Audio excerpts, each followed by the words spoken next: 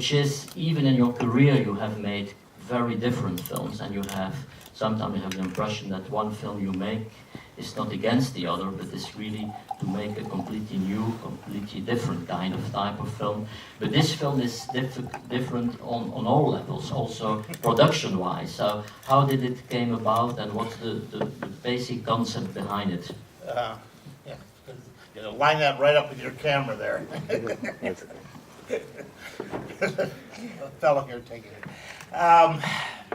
Let's see.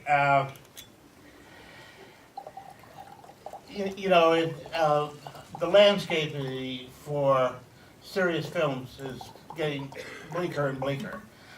And the last several years have had a couple films fall apart. And one of them was something that Bret Easton Ellis had written. And we had cast it about 5-6 weeks before shooting with Spanish money, and the money fell apart.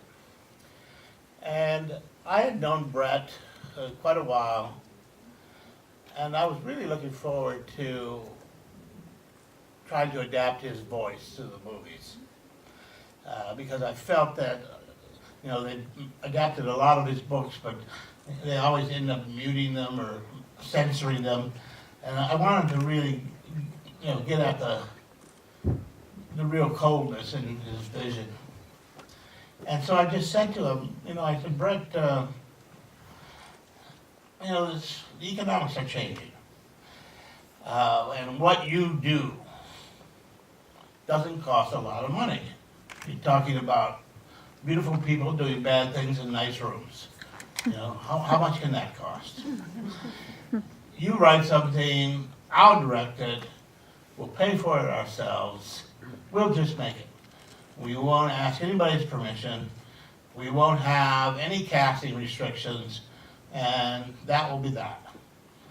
And we were both sort of in a place to sort of take a gamble on this. So he wrote the script, we brought out a mutual friend, and we ended up making the whole film essentially through the social media. The three of us each put in $30,000, and we pulled up about 160, 170 out of a crowdfunding source called Kickstarter in the US. And then we added another about 400 in deferments. We got a lot of people, you know, to agree to be paid only if the film made money. And with that, we were able to make a film. And then we cast it on the internet, promoted it on the internet, and eventually released it on the internet. We made money, and everyone got paid, and all the deferments got paid, and were in profit. So it was an interesting year and an interesting experience. I don't know how repeatable it is, but you know, that's sort of how it came about. But still, the film was like this, using internet, and then the film was immediately, I think, you could see it on YouTube, or you could watch it immediately. But on iTunes, Amazon, you know, all the platforms. But at the end, this film also gets shown at festivals and gets this big. Isn't that an ironical thing, that even if you made that kind of film, in a way you always end up at the big screen, which well, I mean, you know, festivals are going to survive. They're going to be redefined like everything else is being redefined, and festivals are becoming the new curators of film art. You know, and theatrical events will survive. You know, what's dying is the whole multiplex, the neighborhood theater kind of thing. You know, so film is going through now a systemic change. What we're going through is not another change. It is the biggest change. I mean, you know, nothing in the last 100 years of film has prepared us for what's happening now. And so all the rules are changing, the definition of a film, the definition of revenue collection, the definition of exhibition, everything is in flux right now.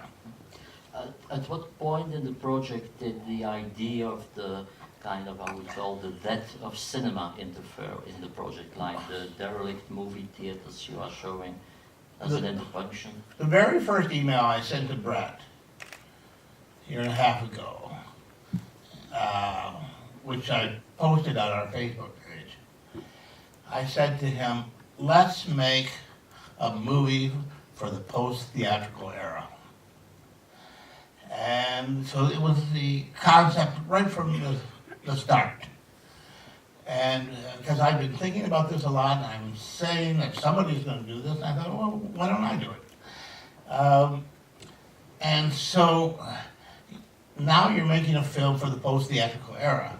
But people, by and large, still regard the concept of straight-to-video as a derogatory concept, rather than just another platform, which I think it is becoming, if not already. And so I'm thinking, how do I tell the audience that we intend this to be straight to video? That's the idea. So, well, and then that's where the idea of the montage of strip malls, theaters, and empty and deserted came up. And then I added some dialogue for Lindsay in that same vein, because I thought that was part of the identity of these characters. This red script struck me as a story of some 20-something Los Angelinos who go to a movie, but then the theater closes. But they stay in line anyway because they have nowhere else to go. And that's how I sort of thought of these characters. They're making movies, but they don't really like movies. And they're hooking up, but they don't really seem to be enjoying that either, And so that metaphor of standing in line for a closed theater became sort of how I saw the film and how I saw the kids. Compared to other filmmakers of your generation, you have never really been one of these fanatic film buffs, no? And you said yourself that you didn't have this kind of youth reference to movies. Does that make it easier to make a kind of a film about the death of cinema because you don't have a real sentimental connection to it? Well, I disagree a bit. I mean, I'll take anybody on in terms of film knowledge and film history. Yeah. I'll bring Marty in here. I'll take him on. But where I would disagree with someone like Scorsese is I just see film as an artistic tool, and that if the technology changes, you change. I mean, film is like a hammer or a chisel. You use it, and if you go blind, that doesn't mean you stop being an artist. It means you start maybe figuring how to make music. Film is just a tool. Now you mentioned it, some people most people may know that you were very influenced, or that Pauline Kael was an influence in your career as a film critic, but also somebody like Charles Eames was, you said at some point, the mentor. Charles Eames, who made this very famous furniture in the 50s. Now you mentioned this film as a tool. Was that connected to was there a connection to his way of doing furniture and filmmaking? I'm a product of a religious background. The Reformed Kirk, the Dutch Reformed Church in the Midwest. very strict. I went to religious school, went to Calvin College, it's Calvinist. We were not big on the physical image. We were iconoclasts rather.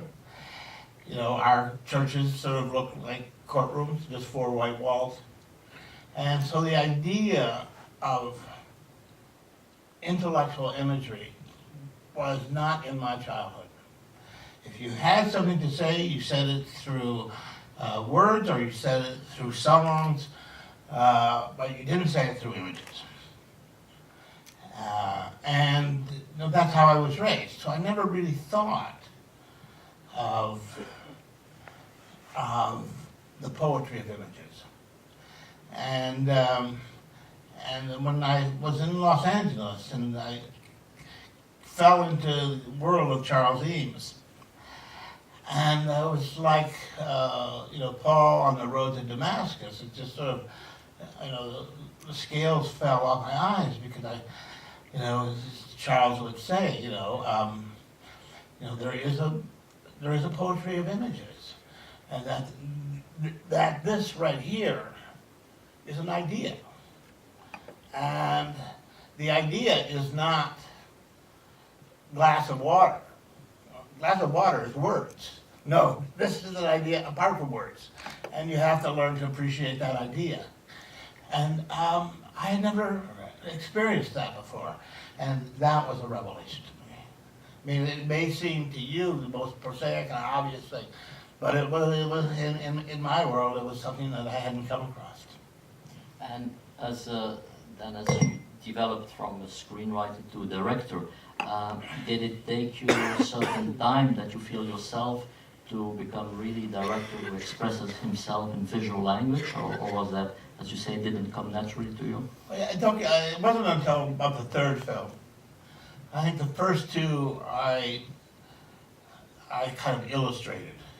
You know, I mean, you write a script and then you know, there's two people in a room and then you photograph it. And that's kind of like illustration. It's not like reimagining it in visual language. But by the time the third film, Gigolo, came along, I started thinking about what is the visual equivalent of this.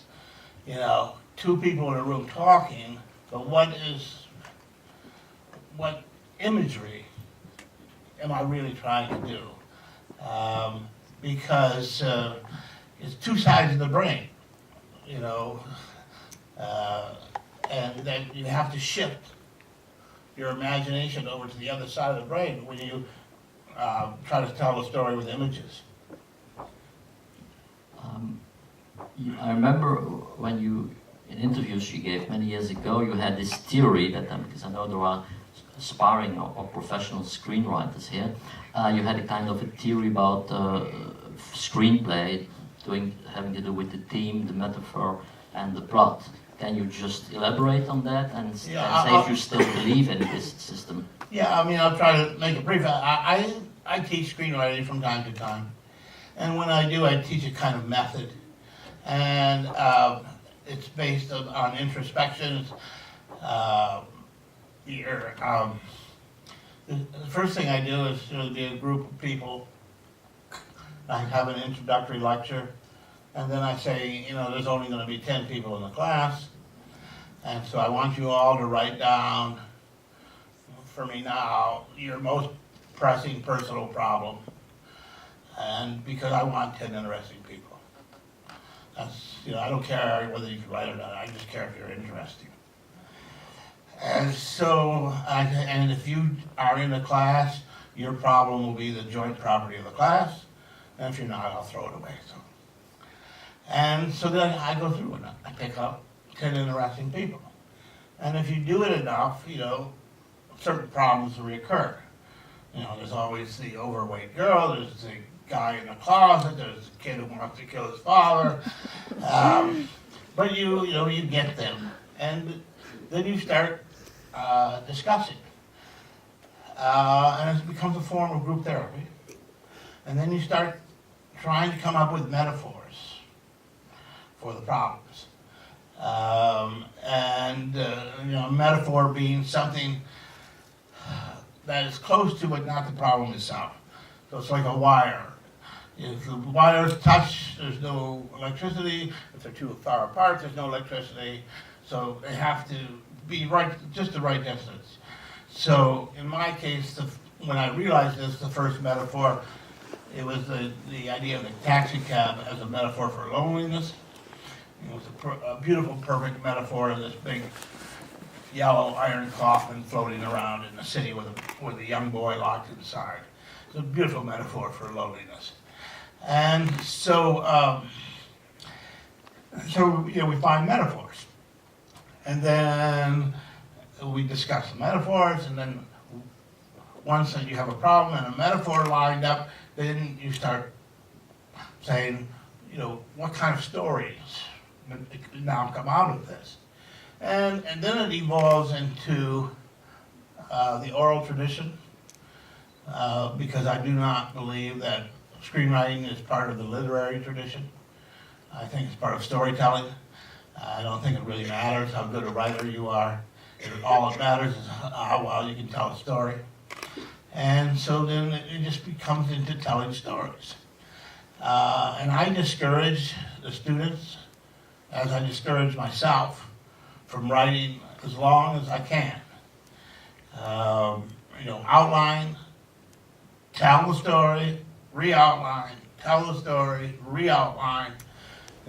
By the time, if you can tell your story to someone and keep them interested for 45 minutes, you have a movie. And at that point you can start writing. So in this course of screenwriting I teach, we don't get to writing until the very end of the course. And so all the scripts have to come in after the course, because I haven't allowed anybody to start writing till the end of the course. And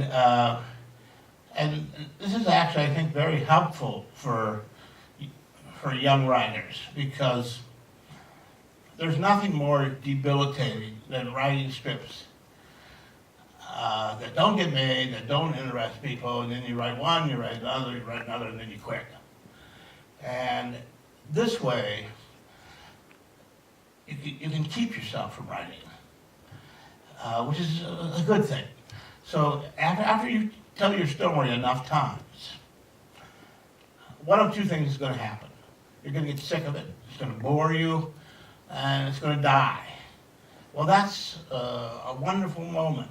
You just saved yourself 5 or 6 months of futile work.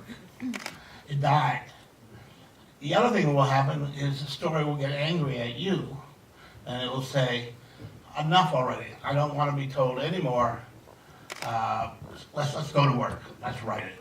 And then the writing will come actually quite quickly, because you have all the scenes in your head, you have all the scenes in your outline, you've worked out most of the dialogue already because you've told it so many times, and then you write it. So that's how I taught myself how to write. I mean, I don't think there are any good books about screenwriting. Everyone has to teach himself, so that when I teach students, I basically said, this is how I taught myself. If it works for you, then take it. How does dialogue come into that? Is it an easy thing, or is it, because in script writing sometimes you have specialists in dialogue coming in and changing? Dialogue is just, it's fun, just people talking. Sometimes I'll do a dialogue exercise, and one thing I've found that, I give an exercise, a mother and a daughter sitting on a bench waiting for the subway. The daughter has just broken up with somebody, and the mother is going to have a test for cancer in the next day, and then you throw out some other obstructions. And then and so the kids, you say, then 3 pages. Give me 3 pages of that dialogue. And what almost always seems true is after the students read their dialogue, then I'll ask them, get two students to read it in reverse, which is last line first, second to last line second, and so on. And invariably it's more interesting because dialogue that doesn't proceed entirely logically is far more interesting, and that we talk in much more disconnected ways and interesting ways, or we should in literature. You know, the whole premise of Harold Pinter, which is, you know, language is a tool we use not to communicate. So you know, one of the problems with most people's dialogue is that it's so driven by exposition and simplistic discourse that it gets kind of boring. As a screenwriter, somebody with a lot of screenwriting experience, and you directed and you wrote most of your own scripts, but then you also do films when there is a screenwriter that officially you don't participate. Is it difficult for you to accept the screenplay of somebody else, or are you still the screenwriter trying to correct it, or I've rewritten everything I've done except for two screw-ups. And in both cases, there was a voice there that I really respected, and I didn't want to screw around with it. And one was Harold Pinter on Comfort of Strangers, and the actors were really pressing me in that case to make some changes in the script. And I brought Harold into the rehearsal process, and we beat the actors down, and we didn't make any changes. And then the other one was this last one right here, The Canyons. I liked the oddness of Brett's voice, and I just decided not to touch it. Also, for The Canyons, Brett was also my partner, my co-financier as well. So I had an obligation there to honor his voice. let's ask something about your concept of a hero.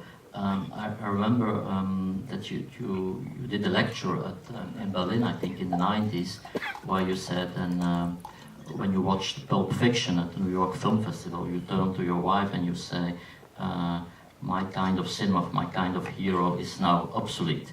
So I wanted to know if you can expand a little bit on that, and also since that period, how has this evolved? Is it worse or? Well, I mean, what I was talking about is the existential hero who was sort of born with Dostoevsky and Notes from the Underground and came of age through Camus and Sartre. And the existential dilemma is, should I exist? And you know, those are the kind of heroes I was raised with and that I liked. With Pulp Fiction came to bloom, you know, the postmodern hero in cinema, the hero with quotation marks around him.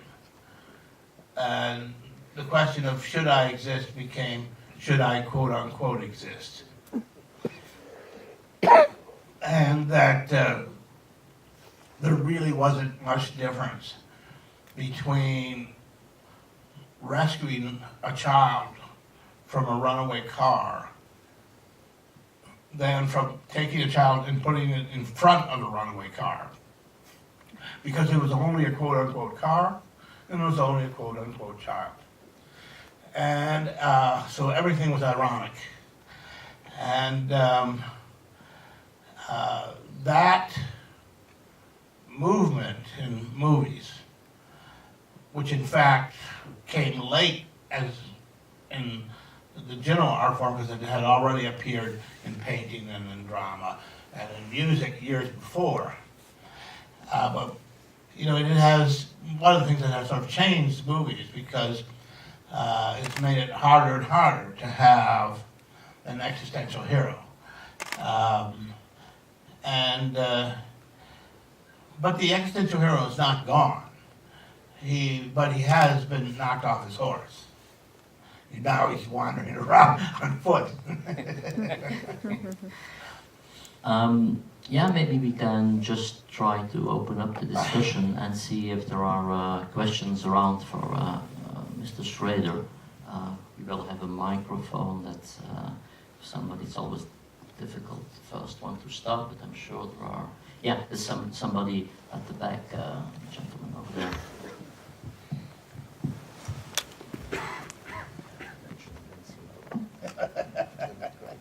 Hello. Hello. I believe, and correct me if I'm wrong, that throughout your career as a oh, sorry. Oh, there you are. Okay. Hello.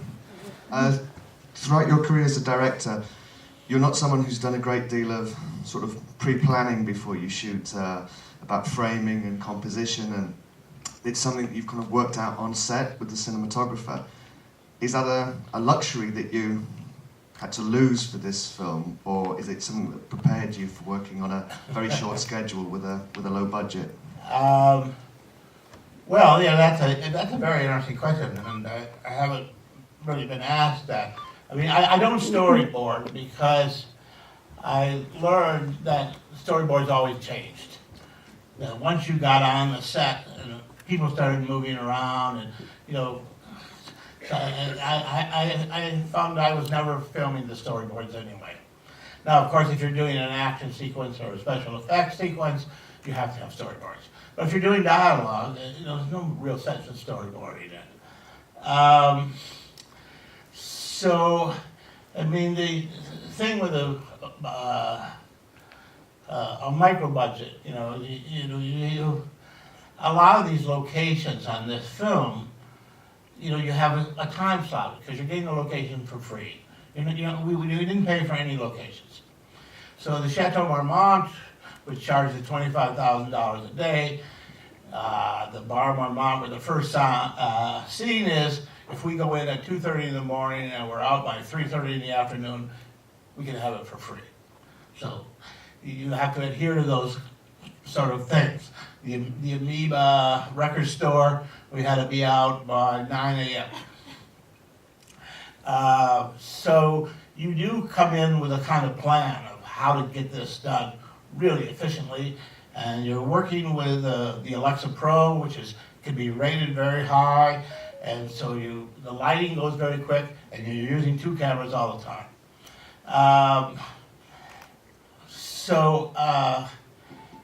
Yes, I did not have the luxury of playing around as much, but I still did rehearsals. But then I also had in this film the Lindsay factor, which is that you were always dealing with a very limited time frame with her. First of all, she would be late, and secondly, you didn't know when she would leave. And so you know, that was the downside. The upside was when she was there, she was always on. You know, very, very few bad days.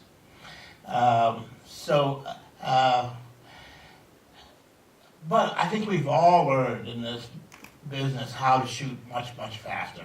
And the technology lets us do it. There used to be an era where, you know, I haven't had a trailer in 10 years. When I began, you know, you do a scene and then you'd say, okay, give us 2 hours and you'd be in your trailer. Well, now, everybody's lighting so quickly, by the time you get to the trailer, they call you back. You don't even need a trailer anymore.